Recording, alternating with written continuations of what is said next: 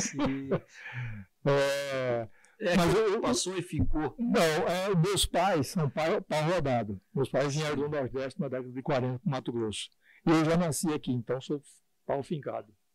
Porque eu sou filho de pau rodado. Mas é É o pau fincado. Então, que legal, Cuiabá. bacana.